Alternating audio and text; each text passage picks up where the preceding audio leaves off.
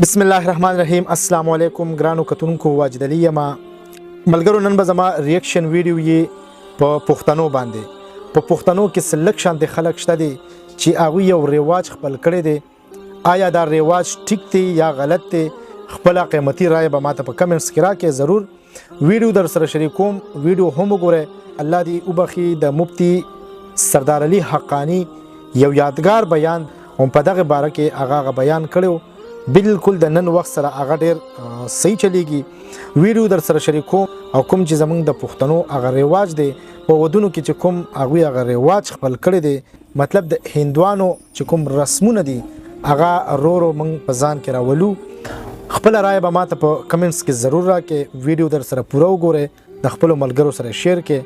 راځئ چې ویډیو وګورو. چې د پالنګ په دوران کې د پردي لکان کور وردن نه کوي خلک کنه تاسو سره میس کار نشته. خلک یادوم خلک پردي لکان کور ته بوزي کنه بوزي پالنګ دور بوزي کنه. شیخ سے فرمایل چې پردي لکان د کور ته دن نکړه، اسلام دیم تبا ک، پښتو دیم تبا کړه. پردي لکان کور ته دن نکول نه په اسلام کې شته، نه په پښتو کې شته، نه په بریتونه کې شته. توجه. او دا پالنګ ولي یو لک وادو ما وادو که په پالنګ ونه خيږي. دلته خو یار دو په پالنګ خيږي کنه یار دوست.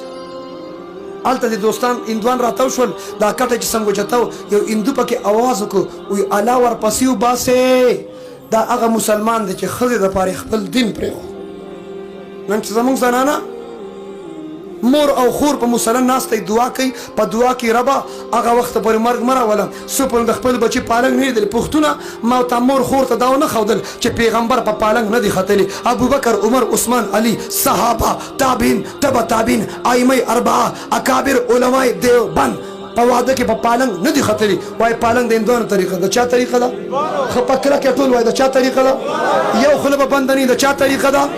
د چا طریقه ده؟ میرے نبی نے فرمایا من تشبہ بقوم فهو منهم ای حشیر معهم.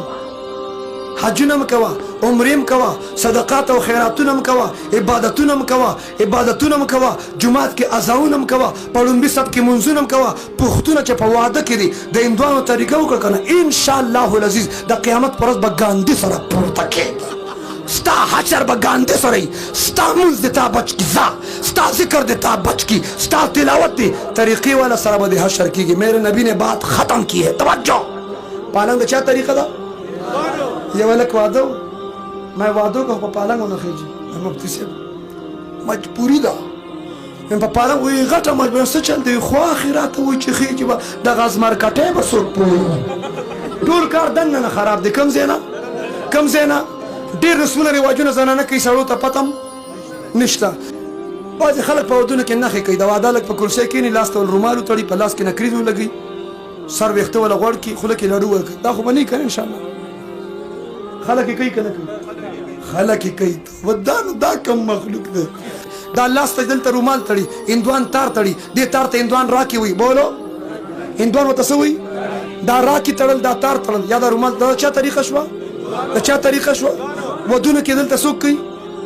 مسلمانان کوي. څوک یې کوي؟ مسلمان. اوس توجه غواړم. مسلمانان کوي او په شکور کې روټۍ خو شته دي نه، نکریزې ولګوي، شمې وایي که مومبتۍ وایي، شمې بلې کې پاره کې هغه شمې ګډوي. د اور احترام په اسلام کې حرام دی. د اور احترام په اسلام کې حرام دی. څوک چې د اور احترام کوي هغې ته آتش پرست وایي، قاري صاحب هغې ته مجوس وایي. د اور احترام والا ته څه وایي؟ ضرورت لپاره اور بل کا جایز دی، اور بل کا روجي پخې کا جایز دی، چرګان پخې کا غوښه پخې کا جایز دی، اور بل کا حلوا پخې کا خپل هم اخره مال هم راوړه جایز دی. ضرورت لپاره اور بلولو جایز دی. غټ غټ اجي صاحب داسې غټ انرژي سیر بلپونه به لګېدلي او هغه شمې به نیغې نیغې کوي. ولې لوډ شیډینګ دی که بجلي لاړه ګډون دی. په 2021 کې شمو ته ضرورت شته. دا شمې چې دی بره کړي دا ګوره سیکان عیسایان کوي که نه کوي؟ عیسایان خپل عبادتخانه کې شمې بلې کړي دي که نه؟ ما ته به دې نه ځان بچ کوو. نښې بند، پالنګ هم بند. بند شو بند شو بند شو. چا چې په ګانا بجانا په ډنګ ډنګ واده وکړو نو په لومبۍ ورځ هم خوشحاله، په دویمه ورځ هم خوشحاله، په درېیمه ورځ هم خوشحاله، په څلورمه ورځ بیا د خواښې او د انګور فینل میچ. ملګرو، تاسو ویډیو وکته. زما هرګز دا مطلب نه دی چې د دې ویډیو نه د چا زړه ازار شي او په دې ویډیو د څوک ودرېږي خو دغه حقیقت دی تاسو ته خول دی یو ځل او د ودونو هغه ویډیو وا د هغې نه بعد د مفتی سردار علي حقانی چې کوم یادګاري بیانو هغه هم تاسو واورېدو نو بس دغه حالات دي الله پاک دې زمونږ په حل رحم وکړي الله پاک دې په پښتنو رحم وکړي ملګرو دا و د نن ورځ ویډیو انشاءالله تر بلې ویډیو پورې زه واجد علي تاسو نه اجازت غواړم د لوی الله په امان خوشحاله اوسئ